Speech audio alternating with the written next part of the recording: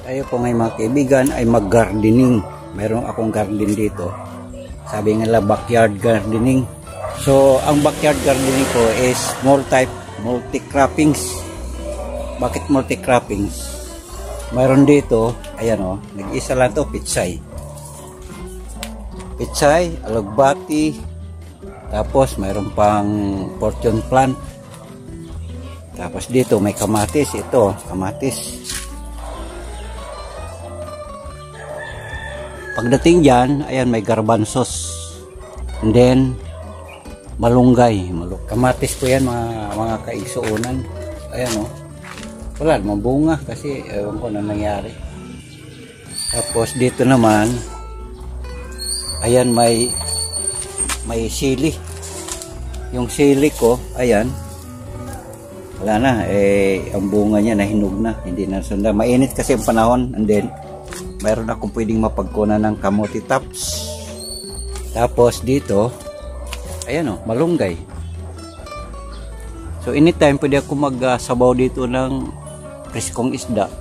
Lagyan ko lang ng malunggay, sabawan ng konti. Tapos kuha ako dito ng malunggay, presko pa. Ayan, kasi ngayon sa palengke, lima lang yatang paklang ng malunggay is 20 pesos. Pero dito, pipitasin ko lang, taas na oh. Dito, bulaklak, and then mayroon akong ubi, mayroon akong cactus, then mayroon ako ditong okra, bougainvillea, then rose. Kaya ako ngayon, mayroon akong backyard gardening. Hindi lang ito sa mga gulay, kasama pa dito yung mga bulaklak. Ito naman, ayan oh, ito naman ang cactus. Ko. Hindi na nga lang gaano na lumalago kasi mga panahon natin ngayon. And then, siyempre, ayun, may rose. Yung rose ko. And then, pine tree. Pero, ang ating gagawin, magdadamo ako, mga kaisunan. Yan po ang aking papaya. Ayan. Bakit namin ito binalot? Kasi alam nyo, pag hindi ito babalutin, dinudukot na mga naglalakad dito. Ayan, may bunga pa. Ang papaya bow. Tapos dito sa baba, andyan yung okra. And then may gabi. May gabi, and then may bulaklak na fortune plant. Yun, gabing ano yan. Tawag sa amin, ano yan, karlang. Dito, ayan, may karlang uli, and then muli, mayroon dito okra, then avocado. Pag namunga ito, marami kong makukunan, and then may tanim ulit yung gabi. Tapos mayroon ulit ako okra. Ayan ang okra, oh. Namumulaklak pa. Ito naman, kamyas. At muli, ayan, malunggay uli. Tapos, may bulaklak. Kaya multi-croppings nga ito. Wala sa gulay, haluan ko ng bulaklak. Ayan, may gabi, and then mayroong pwedeng mapagkunan ng talbos ng kamote. Pang ano baga, sinabaw na isda. Kaysa naman pupunta pa sa palengke, bili tayo ng santali ng talbos, 20 pesos ang isa ngayon, 15. Ayan, tapos pag lumaki ito naman ang Indian Mingo. Then muli, ayan, malunggay.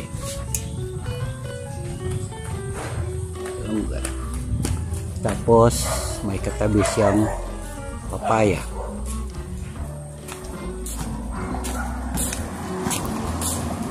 So dito na tayo sa pagdadamo.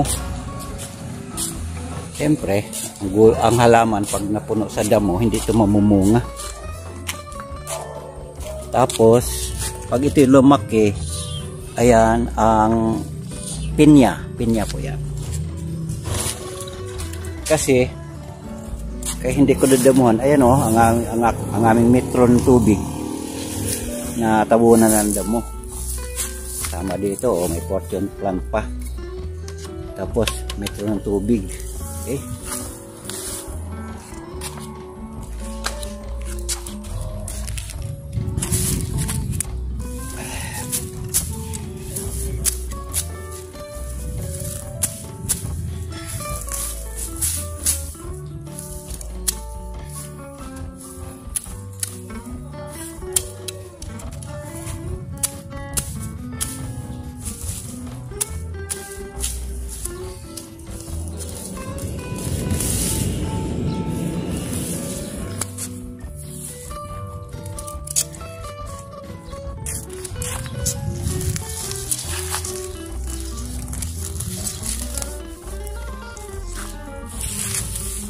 Ito, oh. Tabunan ng damo.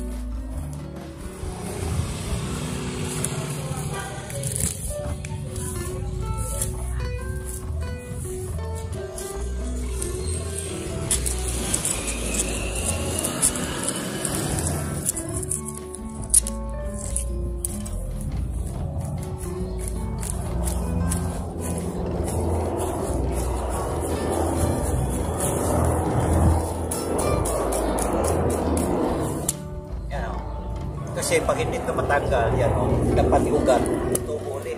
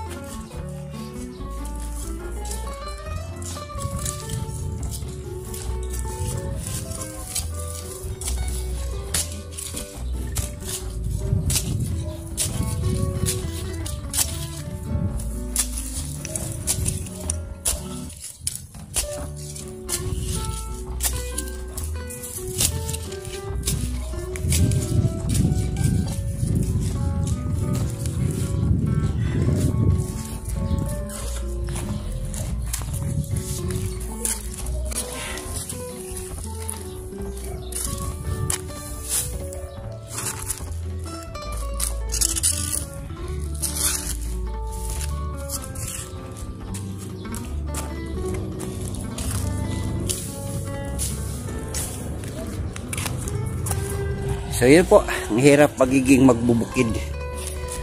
So dito kasi may kabahayan, iba wala pang tao. Kaya itong lugar, wala nag-asikaso. Pero itong bahay na to, mayroon na po tong meter. Yan o. Mayroon na silang kuryente. Right, dito na naman tayo. Tapos mamaya konti, magdilig tayo ng tubig. Magdilig.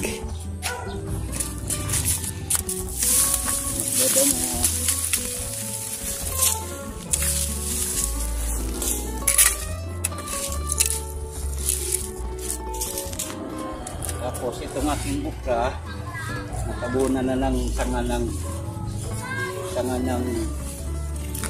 avocado. Tanggalan natin ito ng sanga para hindi punta sa kalye. Ayan. Pero pwede itong gawing gawing kape. Sa probinsya ginagawa namin kape.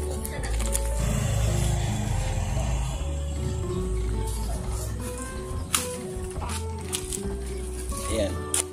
Ang tawag nito, gawing dwarf natin ang ating punong ng mga avocado. Kasi habang maliit pa, pinuputulan ng sanga. Habang lumalaki, magiging dwarf siya. Sanga ng sanga, pero hindi ko mataas. Yung avocado ko kasi, kamo, kapal ng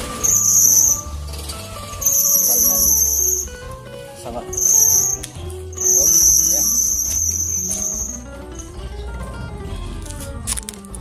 Kasi pag hindi ito natin puputulan ng sanga, ito pupunta dito sa kalsada. Yan. Yan.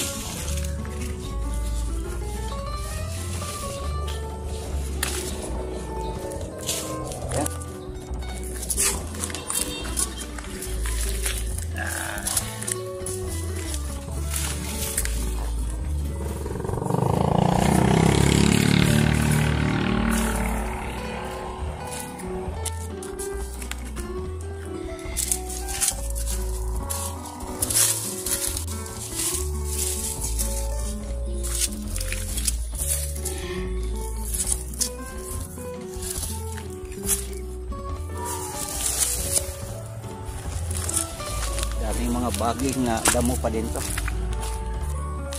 So ayan yung aking okra.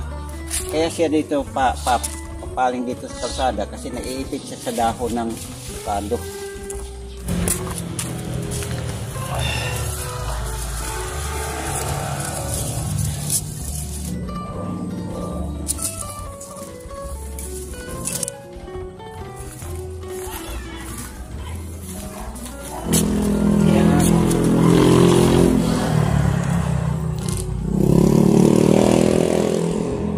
Ito, talbos to ng kamote. Ngayon, itatanim to natin siya. Ito ibaon kasi ito yung ugat to.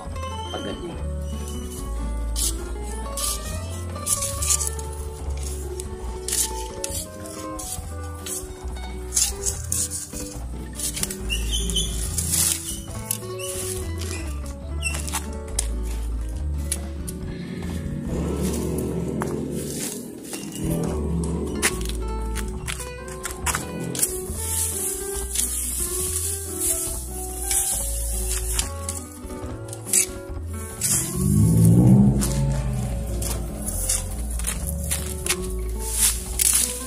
Yan ang damo. Maraming dumadaan na may sa tabing kalsada kasi itong aking garden. Backyard baga, backyard.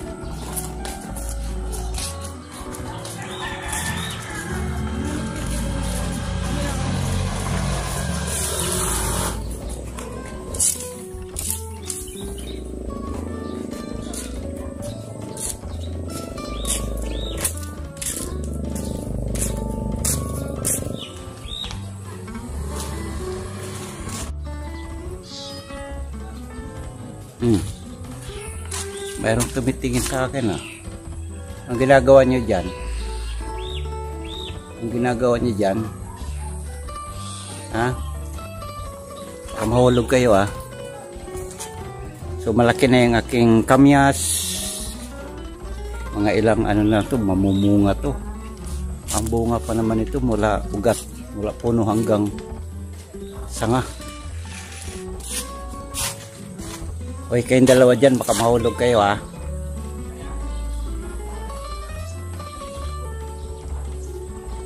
Tapos mayroon akong bougainvillea, malaki na oh. Ito pag lumaki na, ito ay avocado. Ano tawag nitong avocado na to is evergreen. Tapos mayroon pa akong bulaklak oh.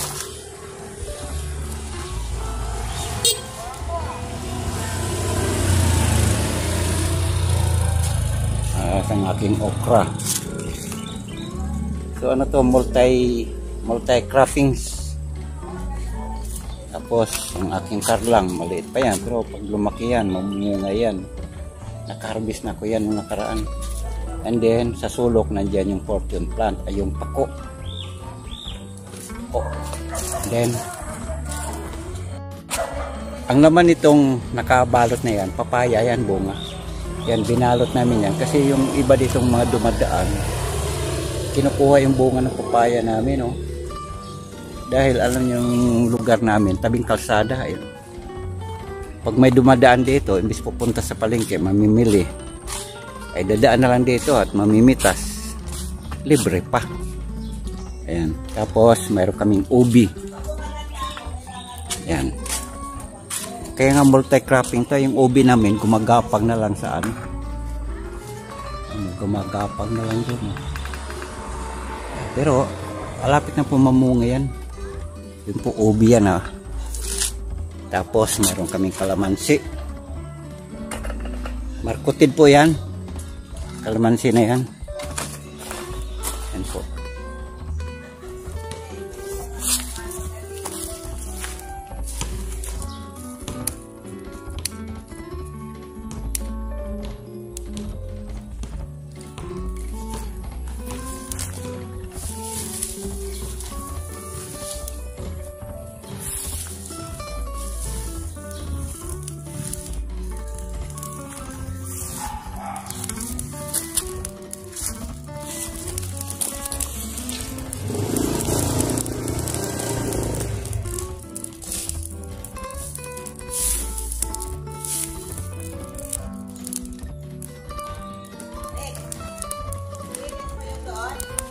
Oh, kumuha ka ng walis. Walisin natin yan.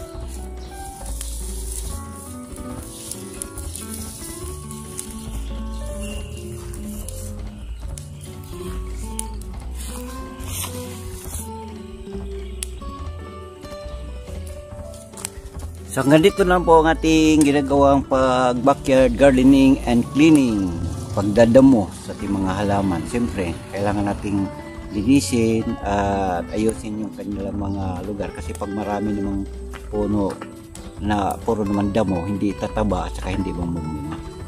Anyong kaibigan, salamat ng marami sa inyo. Buwan TV now signing off. Maraming salamat and bye-bye.